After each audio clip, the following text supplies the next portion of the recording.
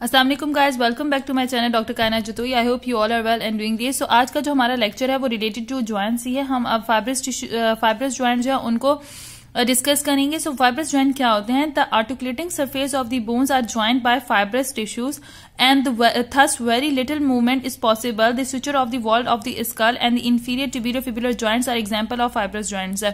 Basically क्या होता है कि जो हमारे पास फाइब्रस जॉइंट्स होते हैं ना, उनके दरमियान मीन्स कि वो जॉइंट ऐसे जॉइंट होते हैं जो कि through a fibrous tissues bones को आपस में ज्वाइन कर रहे होते हैं। मीन्स के जो आर्टिकुलेटिंग सरफेस है उन बोन्स की वो फाइब्रस टिश्यूज के थ्रू ज्वाइंट्स होती हैं और इनके अंदर बहुत ही लिटिल मूवमेंट पॉसिबल होती है। मीन्स कि बहुत कम मूवमेंट इनमें पॉसिबल होती है। ऐसे कह सकते हैं कि बिल्कुल ना होने के बराबर मूवमेंट जो है वो इनके अंदर पॉसिबल होती है।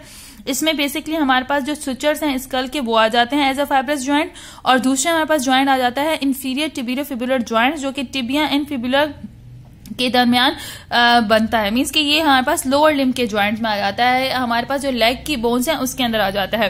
सो अगर मैं आपको स्कल दिखा देती हूँ तो ये हमारे पास स्कल है, ठीक है। ये हमारे पास क्या है? स्कल है।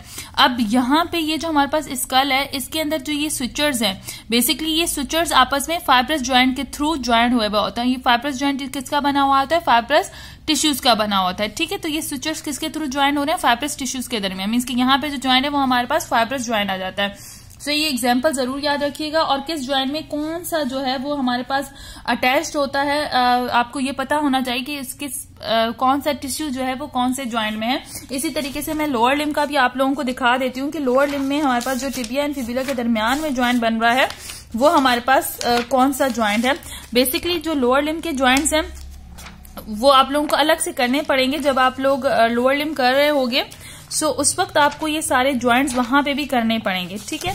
सो स्नेल वो जब आप लोगों के टॉपिक्स होंगे तब आप लोगों को वो सारी इंपॉर्टेंट ये देखें।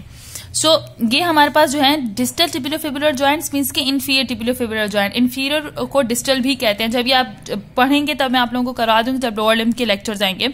सो यहाँ पे ये फिबुला ये टिबिया ये दोनों आपस में जो ज्वाइंट हो रही होती है ना, थ्रोआ इनके लोअर्स एंड थ्रोआ हमारे पास कौन से ज्वाइंट के थ्रू? थ्रोआ fibrous joint. यहाँ पे देखो the distal tibiofibular joint is a fibrous joint, क्योंकि यहाँ पे फाइब्रस टिश्यूज होता है। सो आप लोगों को फाइब्रस जॉइंट के बारे में पता होना चाहिए कि हमारे पास इनकी जो आर्टिकुलेटिंग सरफेसेस होती है ना उनके अंदर फाइब्रस टिश्यू होता है।